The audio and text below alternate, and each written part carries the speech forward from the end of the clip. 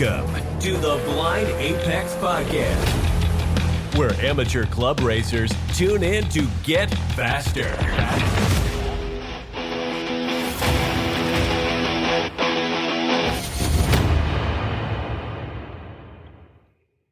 Hello, track addicts. Welcome to the Blind Apex Podcast. I'm your host, Con John Turk. This episode is going to cover a racer's mentality, but specifically going from an instructor to a racer and how that mentally has to change for people. Joining me to hash this topic out, longtime instructor turned racer, the inventor of the Mid-Atlantic Honda Challenge rookie hazing. Welcome, Aldo. What's up, Con? How's it going? Thanks for having me. Yeah, man, anytime.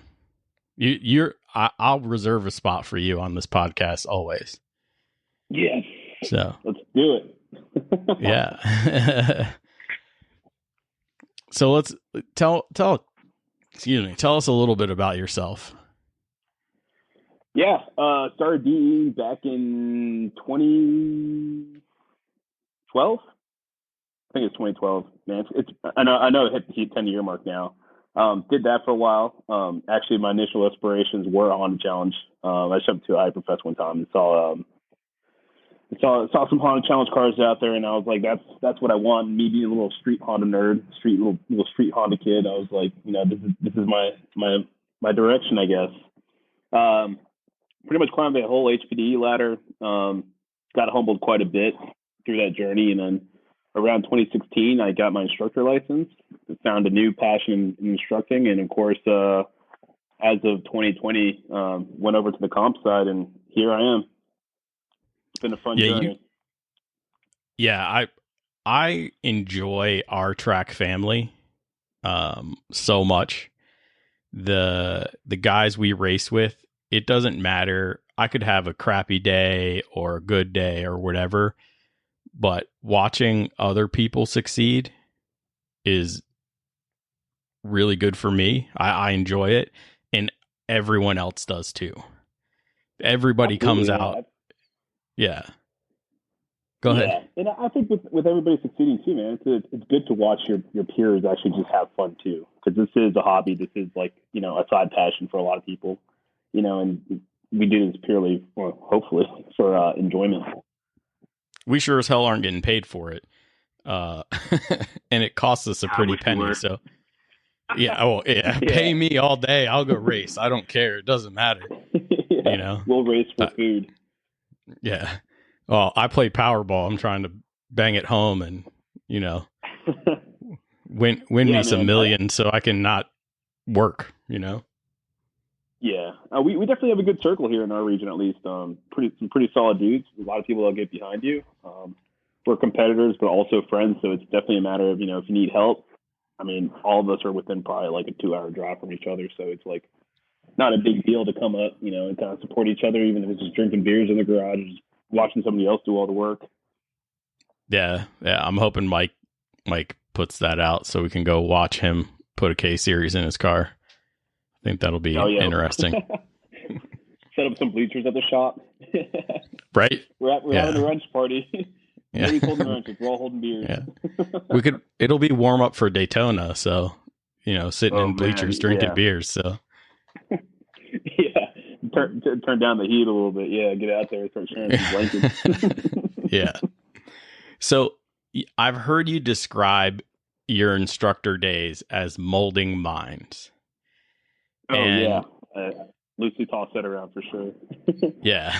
So I never became an instructor, and I sort of regret it. One, because, like at Fall Finale, you guys are able to sign up as instructors and still do testing. You have access to more track days at a discount or free, just to shake down your cars before you go to them.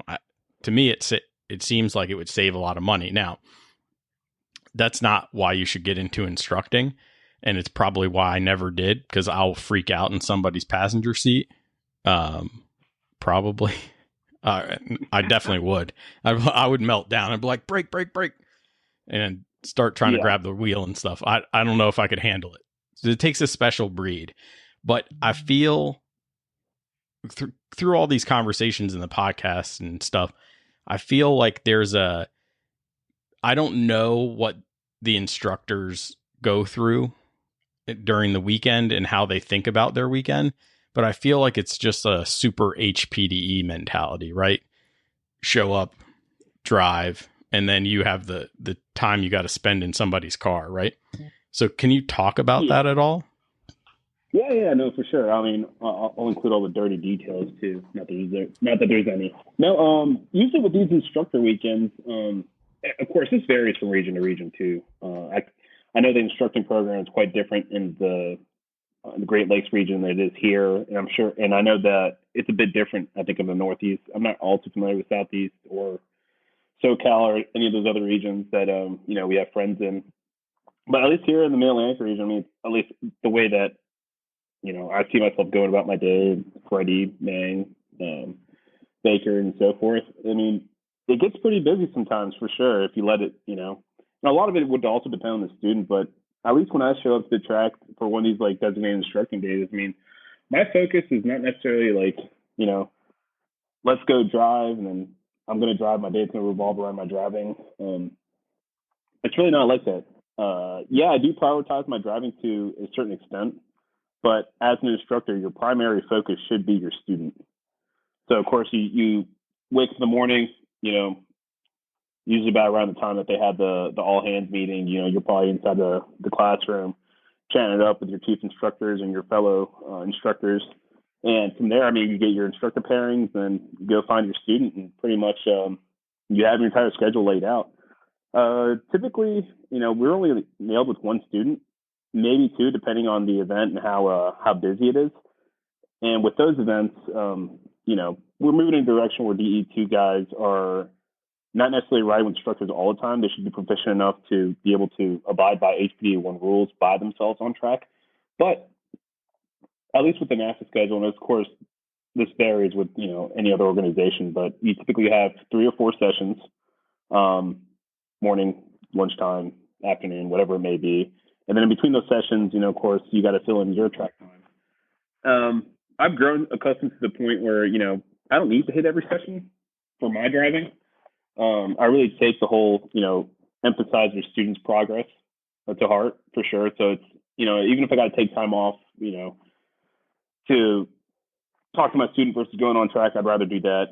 I do actually get a lot of enjoyment out of seeing my students progress, but it gets pretty busy. You'll definitely notice sometimes, especially if your car breaks down or anything like that, you're kind of like running around like a chicken with its head cut off, going between students, going to the classrooms or anything like that. And of course, getting back to your car, trying to get on grade on time and, so forth. But it is pretty busy. But honestly, the reward is, the best thing about that. The progress is the reward. I'm sorry. Yeah. I mean, as somebody who had instructors in the car, it was invaluable to me to get that input. I actually held myself back for a couple of events, probably each HPDE, because when I went through, they were still doing instructors in HPDE too.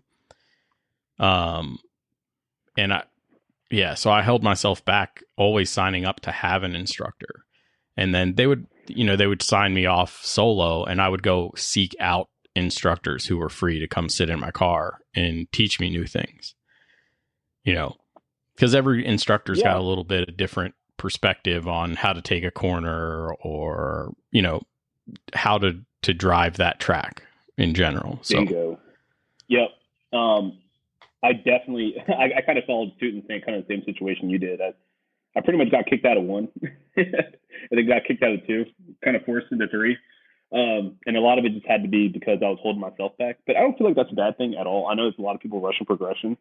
But I definitely side with the angle that you approach that at, for the fact that, like you mentioned, every instructor is different. The way they convey information is different. You might pick it up a certain way. Some instructors are a little more timid than others. They let you kind of do your thing, kind of let you think for yourself. And sometimes you'll get that really like in your ear instructor that would, will really push you. And, you get 2 sides to that spectrum. And I feel like everybody should experience that. And with that, you take everything that you've accumulated from every instructor you've ever had and kind of just put that together for yourself and at that point, just make a combination of all that, and that's what kind of grooms you as a driver. Yeah, you mentioned that you wanted to do Honda Challenge for a long time, going to the Hyperfest. Probably that most people, at least the most recent folks, have been to a Hyperfest and sort of got the bug. But what made you decide to make the transition from instructor to racer? Racing was always the goal. It really was. But at that point, it was just a matter of resources. The upfront effort of putting a race car together can be a little bit it can be a bit of an undertaking there.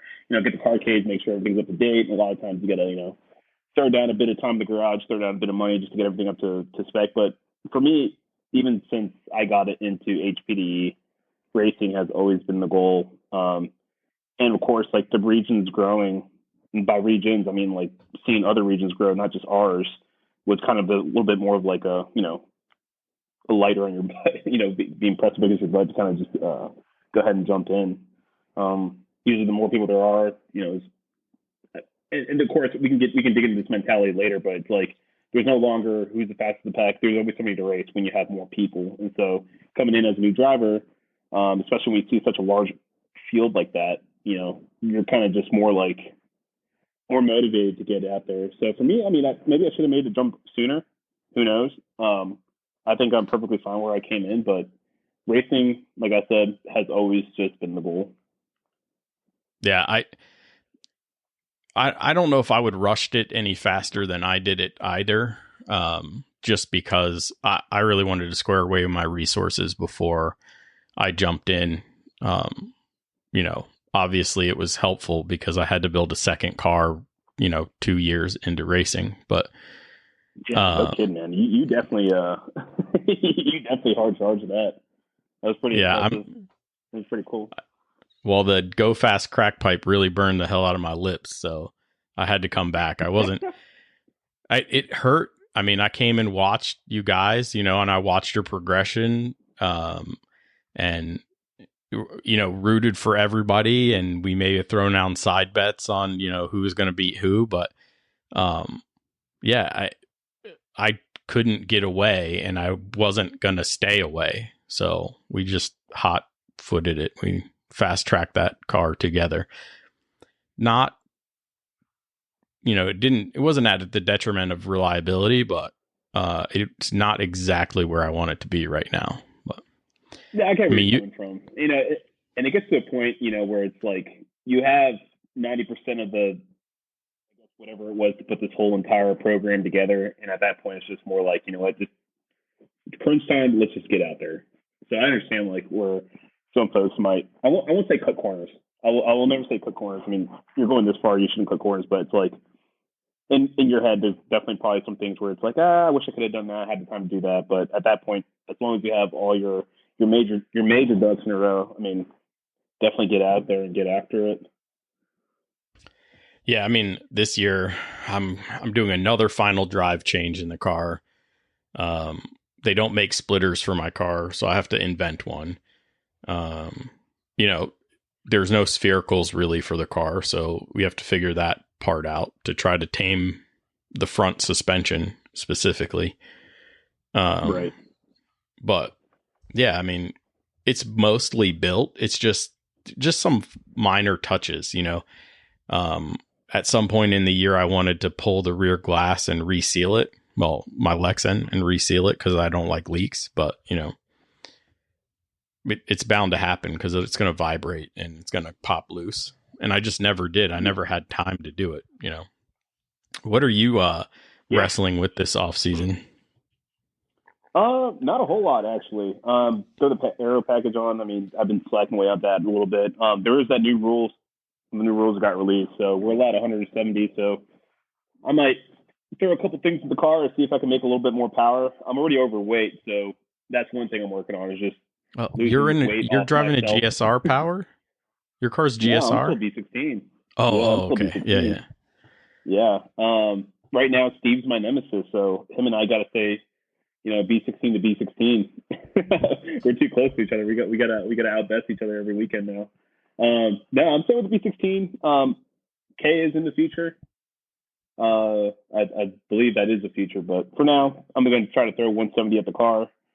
Try to get it as close down to minimum weight. I'm still pretty chubby on my end. The car's still pretty fat, so yeah. Are we going to do another? Are with the season. we going to do another winter weight loss challenge? We can, yeah. I mean, I won't lie. It was motivation for me. So I'll say maybe tomorrow, or let's start on Monday. I've already cracked up a beer. Right? Yeah. Yeah, I feel you on that. Got a big weekend ahead of me. Yeah, me too. Yeah, I mean, I'm down. I'm down. You get who did we have last year? We had Freddie. We could probably involve some of the other guys too. I'm not really sure who's really trying to get behind this whole health thing, but yeah, I'll be down for it, man. The car needs it too, so we'll see. Maybe I'll just start trying to push the car up the driveway or something, push it back or something. I try to be healthy. I try to be healthy, but I get thirsty, and then track weekends are a complete show. Oh, absolutely, man. I can't stop eating. I mean, like, I can when I get full, but like when I'm not full. Right. Yeah. I'll never deny a Taco Tuesday. I'll thrash myself in the gym as much as I need to. But yeah, I mean, I'm not going to deny myself a good time. Yeah. But I agree. It's definitely hard. The whole health thing and losing the LBs. I for sure know where you're coming from on that. Yeah. I got to lose weight in my race car too, and the easiest would be to take it off my round self. So yeah, it's just keeping it off. We're in shape. We're in shape for the shape we are. Right, round is a shape, buddy. So yeah. So, but yeah, I mean, aside from that, I really don't have a whole lot. I'll probably try to play around with some brake stuff, but honestly, the car's been solid ever since I got it squared away. I mean, it seems like it's been pretty solid. I mean, from there, I mean, I feel like I really don't need to do much other than, strap it back down the dyno. I had Chris strap the car earlier this year, and he obviously drove it way better than I could. He gave me some pointers in the car. Did you throw data in the car so you could get his data from you? For you? No, actually, that's the day that I forgot my aim. Oh no, that's go not good. Figure. Yeah. Yeah.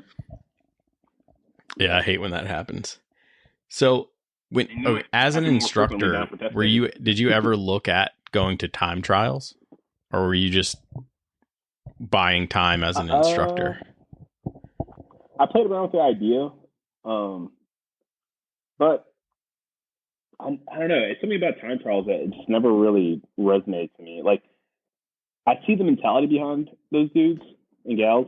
I see them obviously like chasing down an awesome lap time, getting that in and beating the clock in that matter. But, and this is throwing no shade at time trialers because I do definitely think that's an art in itself. But I just saw it more as like qualifying lap time type stuff, and maybe that's how it would have helped me into racing. But to me, I just rather just go door to door with somebody and kind of just do that whole shebang, chase somebody or have somebody chase me.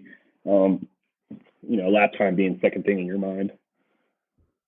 Yeah, there's definitely an art to it, but I mean, I'll throw shade. I always call time trials qualifying, so I just didn't know if it was ever on the table for you, because I thought about it for a little while, and then my wife was basically like, "Don't do it. That's ridiculous. That's not what you want to do. So just go do what you want to do." So yeah, I did. And another thing with that is that like especially like with my head already like being full fledged on like race Mahan challenge, I didn't want to overdevelop or underdevelop the car more than I would need to in order to actually get classed into some kind of time trial class, because our cars would technically fit in what, TT5? I don't know. Well, I haven't looked at the rules in a while, but I think TT5 was where we used to be. we just make modifiers in there. Yeah, we make too many powers for 6, and I might have too many powers to be in 5. Mm-hmm. So I may have to. I mean, that's all power to weight too. So it's like I whipped out the calculator before, and I think I was somewhere between 6 and 5, and the effort going to 5 wouldn't have been. I mean, I would have maybe considered it if somebody came head hunting for me, be like, we need the I guess we need a contingency. Can you come? We don't care how you place or something like that. But that's not big set of my thought process, something like that. Right.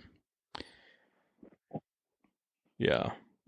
I don't even know why I went down the time trial rabbit hole. It's really not worth it to me. Sorry, time trialers. I know it's important to you guys, Yeah. but no, but I get it though. I understand that. I mean, not everybody wants to go wheel to wheel, and you can definitely benefit from like having a clear mind going and attacking what the clock would be. Trying to chase for fast lap time, and it is impressive what some of those dudes can do. But yeah, in wheel to wheel scenarios, I don't really see a complete 1-to-1 transition into anything like that. So I don't know. yeah. There's definitely some solid dudes out there that can do both, and it's pretty impressive. They can, how their brain works, I guess. Yeah, I don't think my brain works that way. I catch myself trying to race in qualifying, and I know that's not proper. So, but usually it's somebody faster in front of me, so I'm just trying to get in the tow and start, figure it out. So I get it. Yeah, for sure. And honestly, like, I suck at qualifying to begin with. I'm way better as a racer. So, yeah, I'm not sure what that has to show for anything, but I guess that's where there is a little bit of translation. Yeah. So, in your transition to a racer, how did your weekend prep go? How did that change? You were driving your car to the track for the most part, right? Not while I was racing. No. When you were doing DE and then when you went instructing. Oh, yeah. Right? I mean, for the most part, the car was still streetable. I mean, it was quote-unquote street legal. It was tagged and insured. And, I really enjoy driving my car. So going down to the grocery store every now and then, I mean, I can get away with it, at least where I live. But, I love driving the car. It definitely get uncomfortable going down, like, VIR and stuff with, like, six-back seats and whatnot. But honestly, I think the scary point of making that transition from driving the car to towing the car was more so that I got myself in a lot of trouble already. Not with the law, but just at the track. I've blown out boosters. I've hit tire walls. You name it, man. I mean, besides like a smashed engine or a broken transmission, I've had some pretty wonky stuff go on where I've just literally questioned how I was even going to get home. So, I mean, I have a truck, towed it with a dolly. I'm still doing that now. And yeah, I mean, I don't think my driving has really changed since I started towing. I know there's like a weird mentality behind a lot of folks that, once they get the car on the trailer, they can push a little bit harder. And not me, man.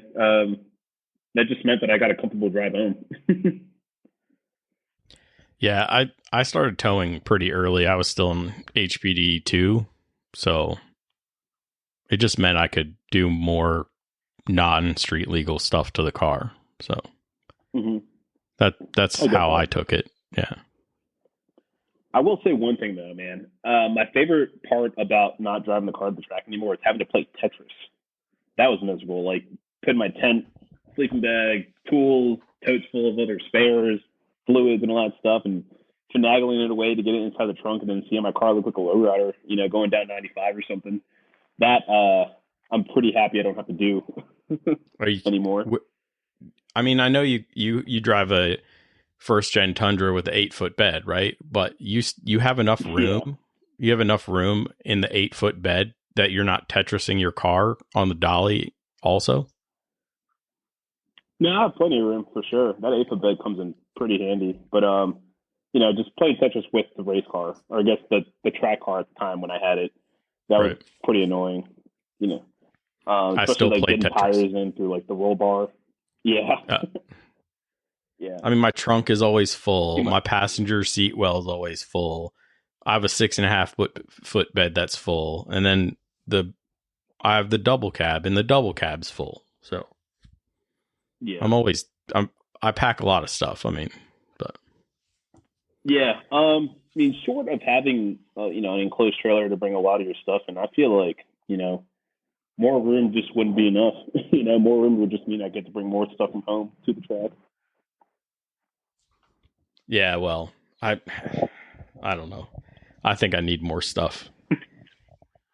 Yeah. I at least want a dry place to change in and out of my suit, Yeah, I get that for sure. Because right now the ground's always wet, even if you're under the easy up. So it's kind of a pain in the butt. Yeah, that is very true. Yeah, I learned. The one thing that I was, I have a problem about overpacking. Like I pack, first of all, like everything. Like I'll pack like 2 of everything if possible. I mean, this definitely helped out during my rookie year. Or I guess my comp school weekend actually, where that weekend it rained all that Friday and all that Saturday. I'm pretty sure, but I remember like the one thing I actually thanked myself for was bringing another pair of race shoes. Once we were dry and all that. But yeah, that's miserable for sure. I get it, having to change outside or in your tent in confined spaces. I let it all hang out. I don't change in my tent. Are you kidding me? I don't care. Yeah. Have you ever been to a motorcycle race or a motorcycle track weekend? Oh yeah, they jump out of their leathers, and some of them don't wear underwear, so they're just butterball. Like they just jump out. Dude. They're all swinging around, huh? Yeah, just letting her hang, So nice and breezy. I guess I took after them because I'm just like whatever. I know wives have pulled up and been, where's my husband? He hasn't come off track yet, and there I am, just in my drawers, and I really don't care. Whatever. Here's Con. Yeah. Yeah. You got your tube socks all the way up, like halfway up your calves. Yeah. Your plaid colored boxers. Yeah. Yeah. But so, how do you approach driving now that you're racing versus before? Because you were talking about you're a full send kind of guy. So did you have a transition in your mentality at all? So here's the thing, and folks that aren't racers won't understand this yet, but there is a big change in aggression and intensity when you step over that racing line. In DE, like I did send it.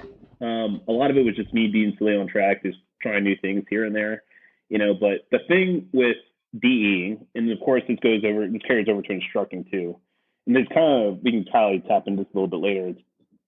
And kind of what you push onto your students, is just like every lap doesn't have to be your hot lap.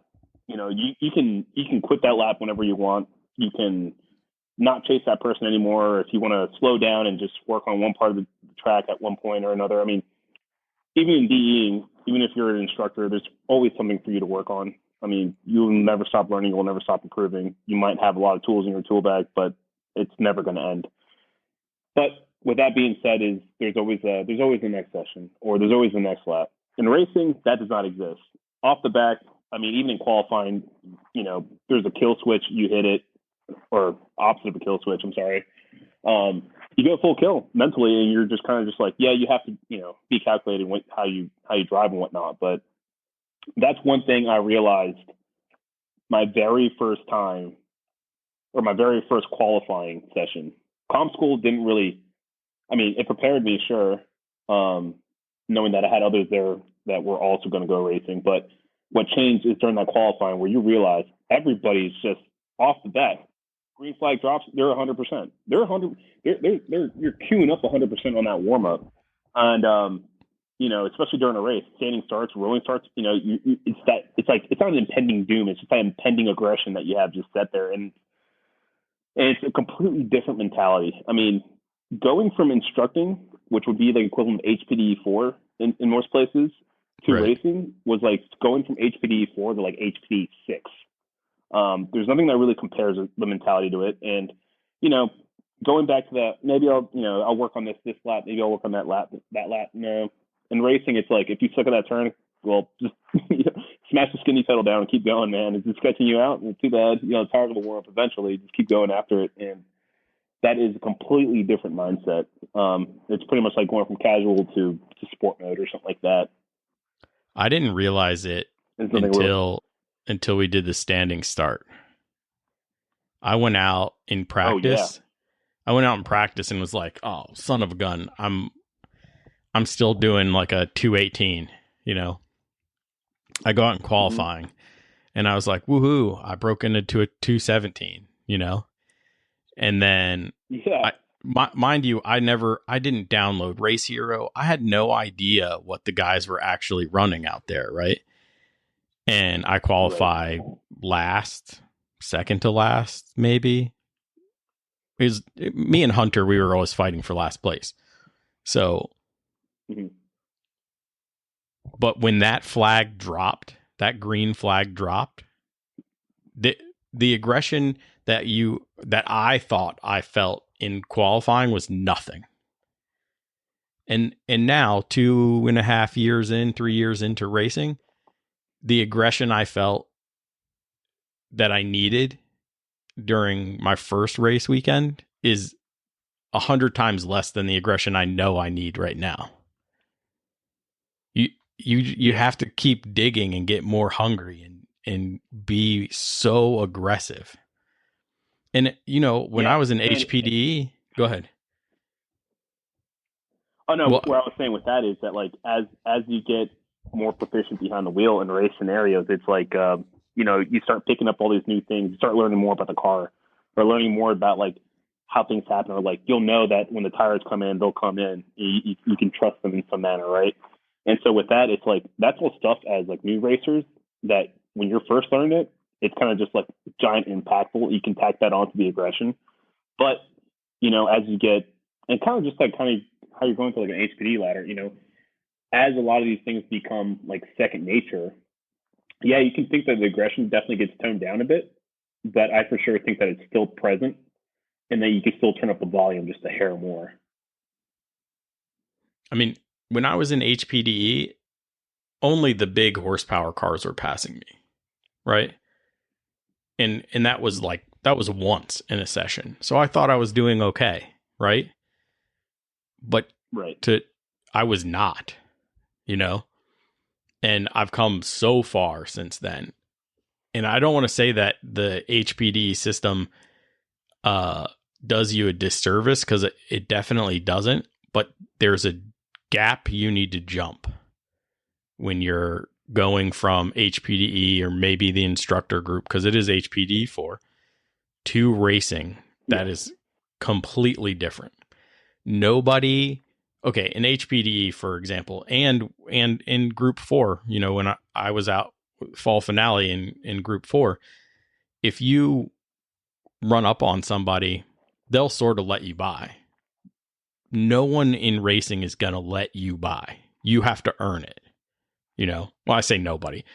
Yeah, I let lap traffic come through or whatever if they're coming through on me. They don't anymore, thank God. But when they did, I would let them through. I don't want to get in the middle of that Spec 3 race, because I know what their cars look like. I don't want my car to look like that, So I don't want I don't want it banged up, So let them through, But in HPDE, if you show a nose, they'll probably give it to you.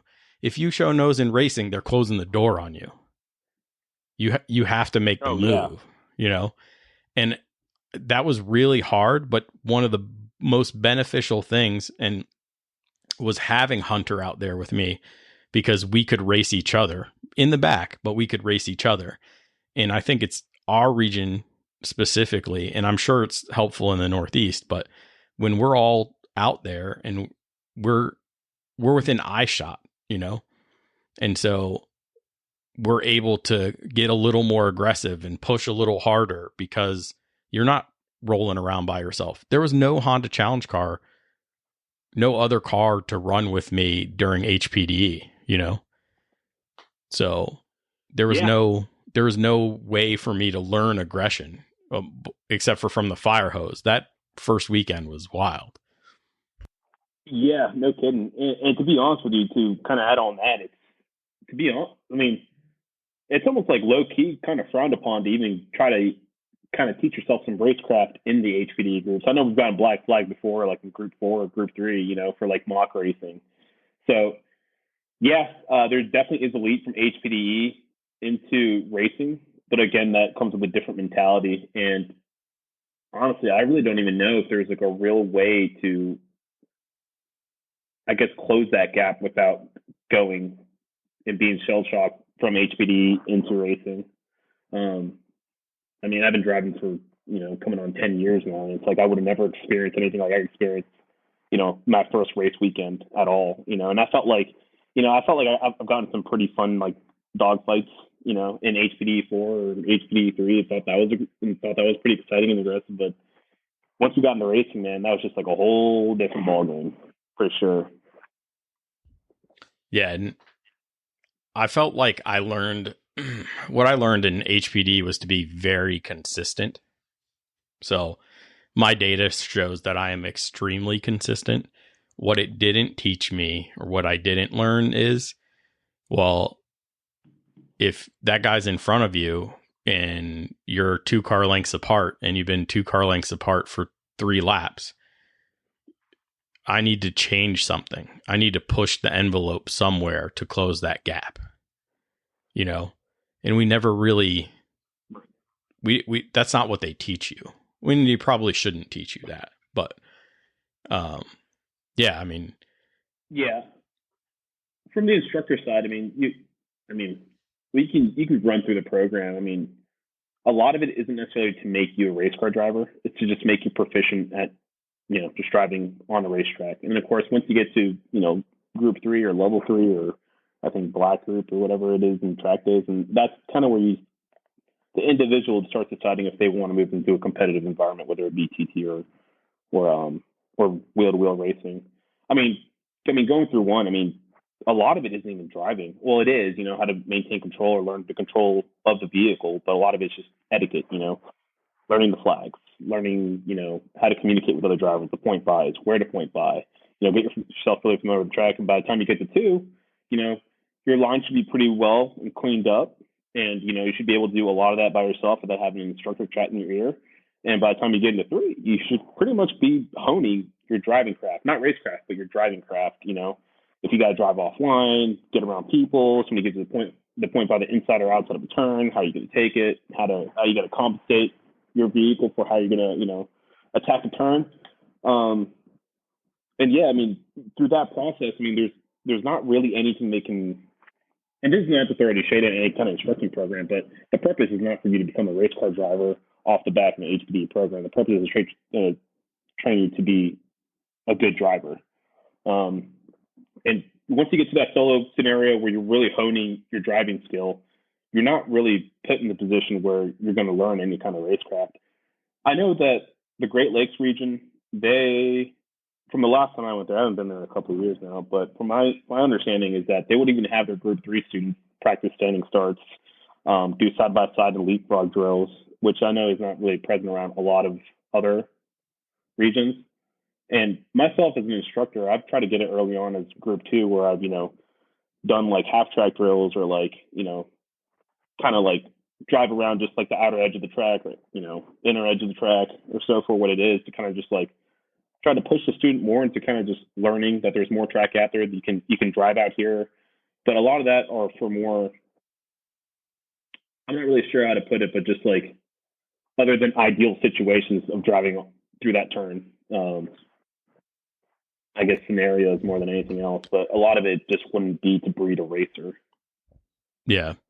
The place not to learn there's extra track is turn 1 after a Beast of the East start flag.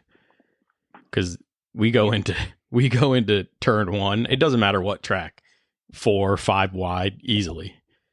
And yeah, all the HPD kids, if you're an instructor and you haven't explored, you need to explore before you think about going wheel to wheel, because explore is definitely a very good word to use there. Yeah. Get out there, you know? Yeah. There's lines I take now that I'm pretty sure Scott Blair would be like, "Why are you doing this?" Well, I mean, he knows why I'm doing it now. He races also, but if I was in that line and he was in the passenger seat, he would have yelled at me, you know. But when you're by yourself, you need to explore, you know.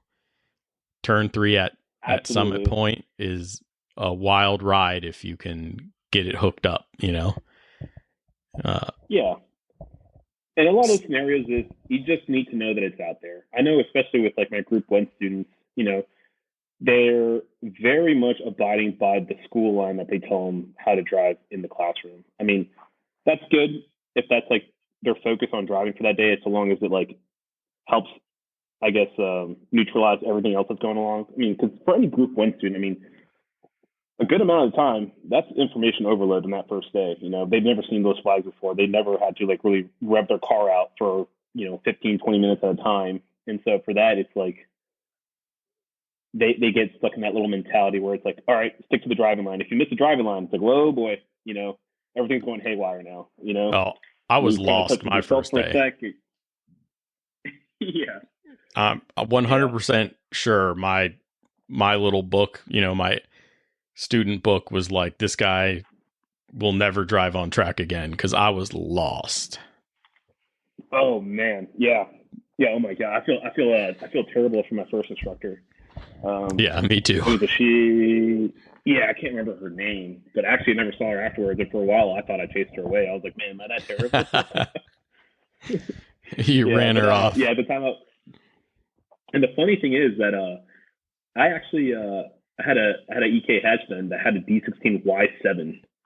So from the factory, that car came with like 60, 70 horsepower, whatever little obscene amount there was, for that. So it's like coming out of turn 10, I was maybe doing like, I don't know, 50, 60 miles an hour for the first time at Summit Point.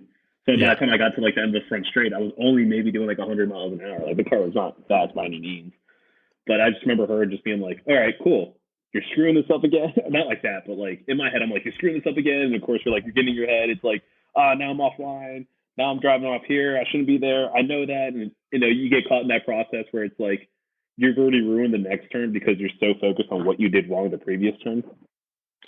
Yeah. It becomes just like a domino effect.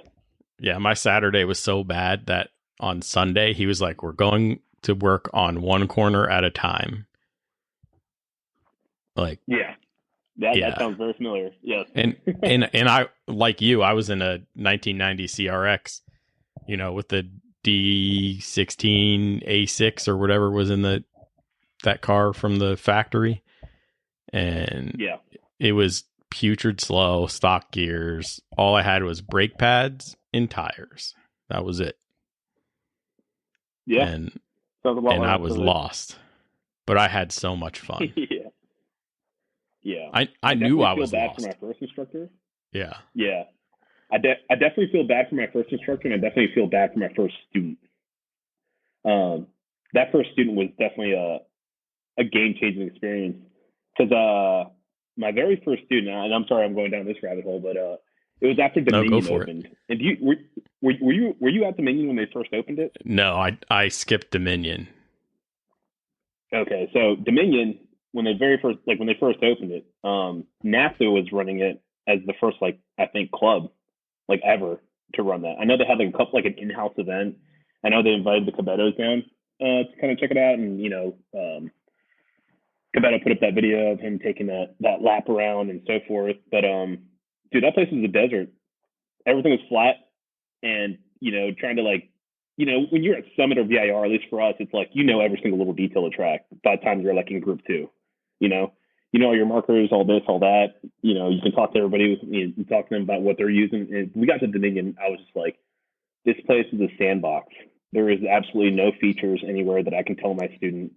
When you see that, or when you come across that, that's when you need to brake. That's when you need to turn in. It was just like, when you see the break in the wall, it's like, where is the wall? And I'm like, oh no. And so I'm trying to communicate with them, and in my head, I'm trying to dig through this toolbox of all the instructors I've ever had. I'm just going down memory lane, pulling out reels. Like, this instructor showed me how to communicate like this. This instructor showed me how to communicate like this. I was timid for this when this how to react to me. I'm like, okay, I'm going to apply all this to my student.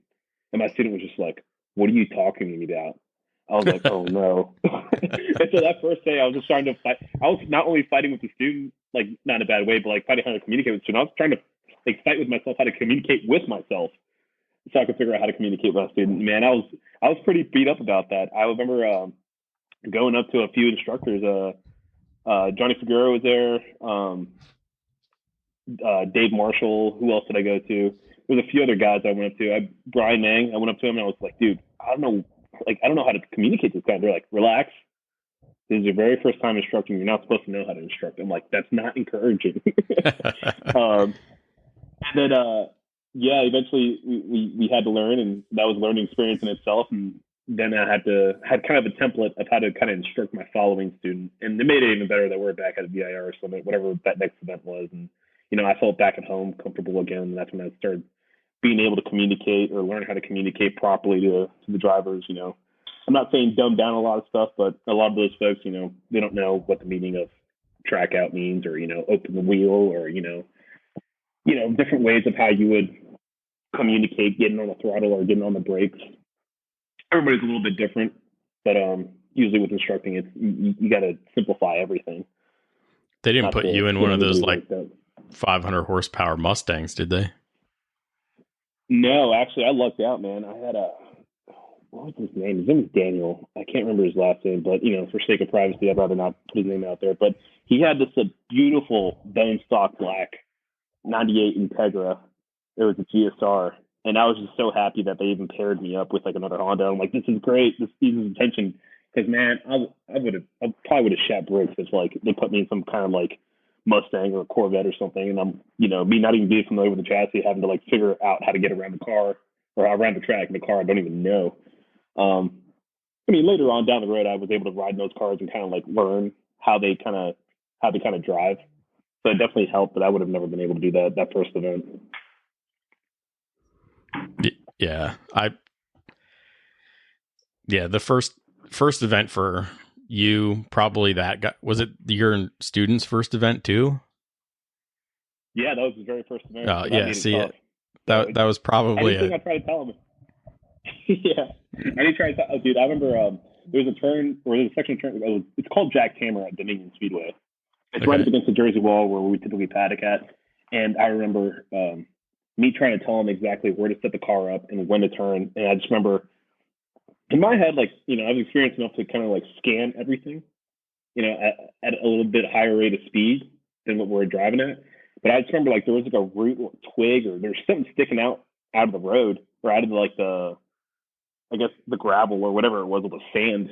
there was no grass over there, sticking out to like the left, going into whatever Jack's hammer was. And I'm like, hey, when you see that root sticking out, or when you see that branch or whatever, stick or whatever, however I communicate, I can't remember anymore. I need you to turn there. And he would just be like, okay. And I'd be like, okay.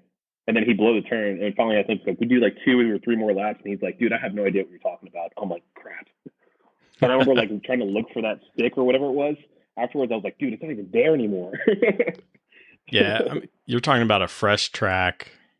They didn't even plant grass for you guys. I remember the stories. I couldn't imagine. And the poor guy has to have so much situational awareness to try to figure out what you're asking him to look for when there's barely anything out there, That's got to be rough. But something a little other, like, not to add more discouragement to the student, but dude, it was all it was all just rocks and sand.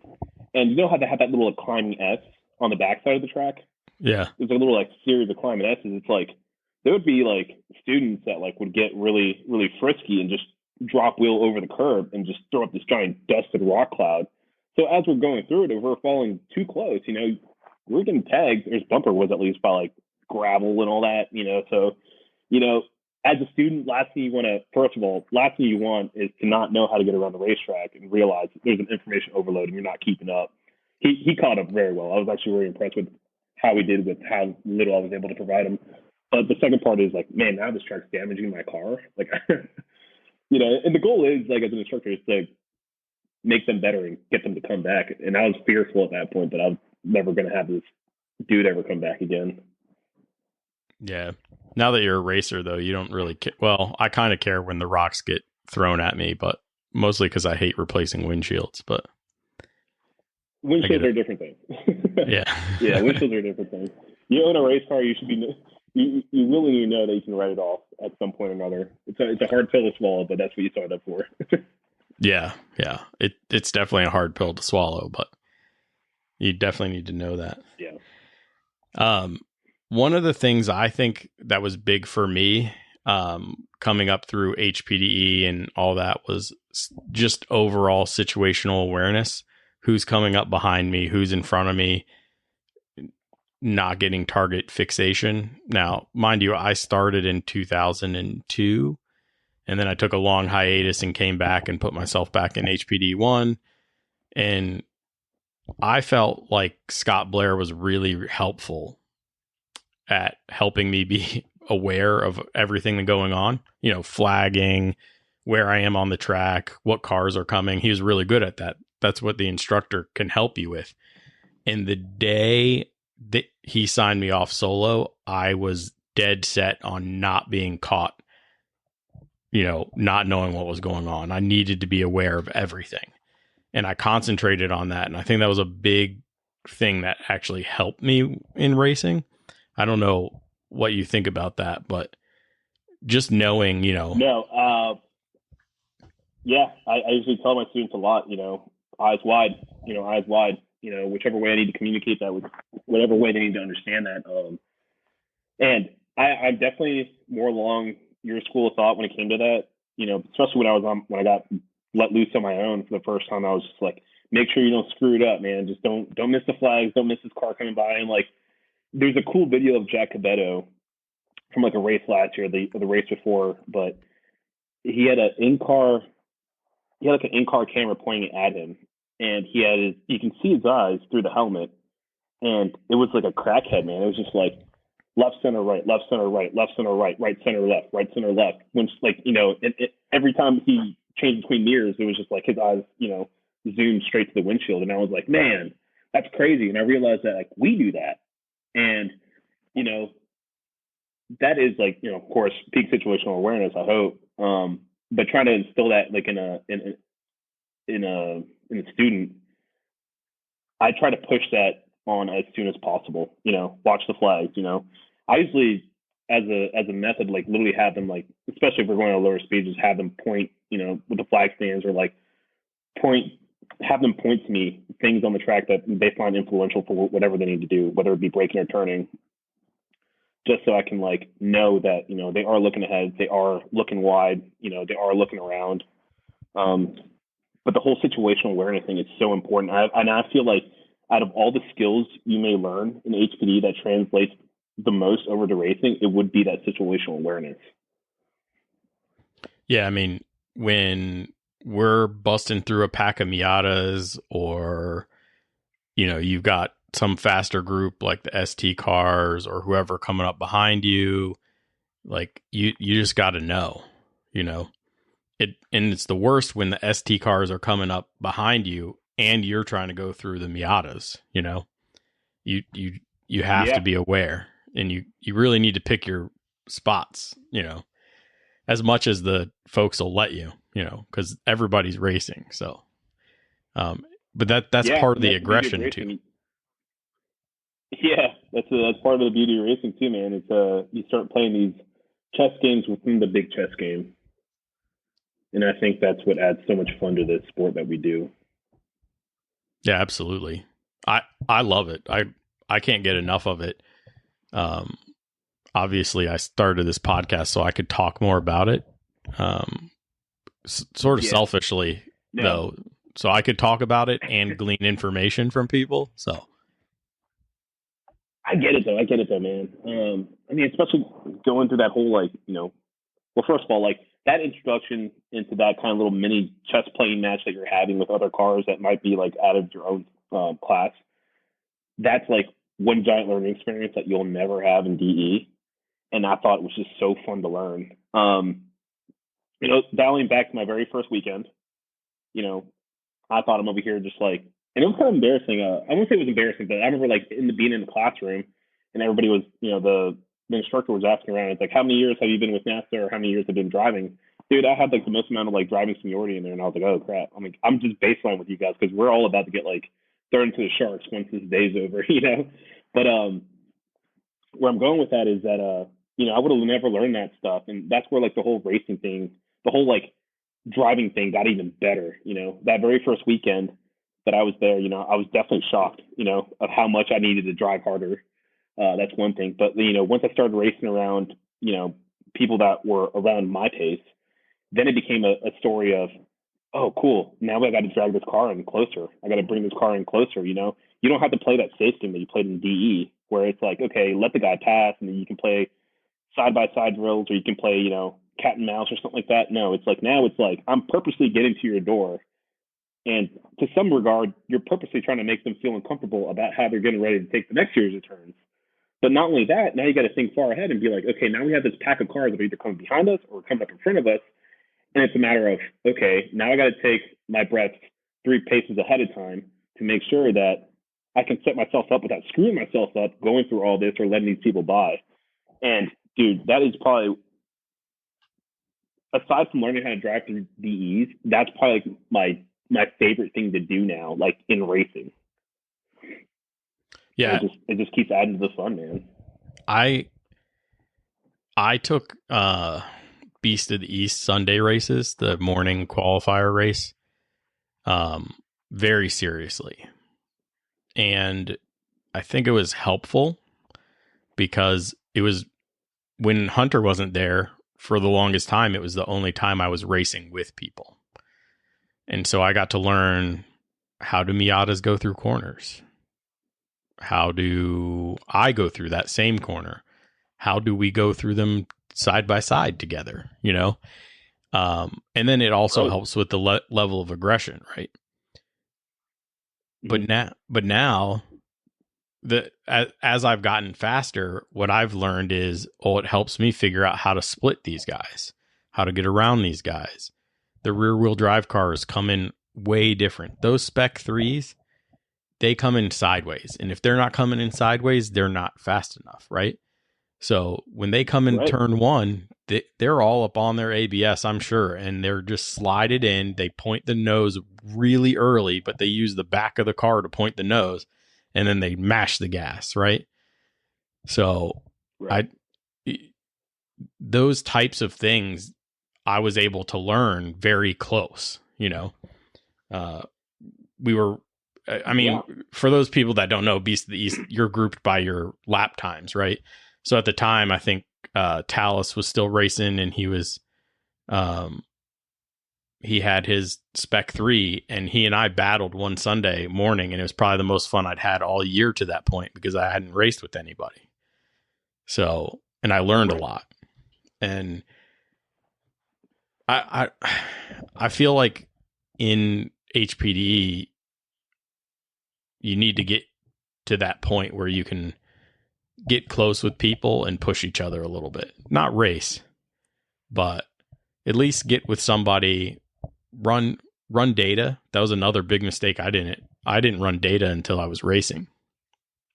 So, you know, run data and figure out if somebody else is running data. I know they talked about it in the classrooms, and then, you know, compare lap times.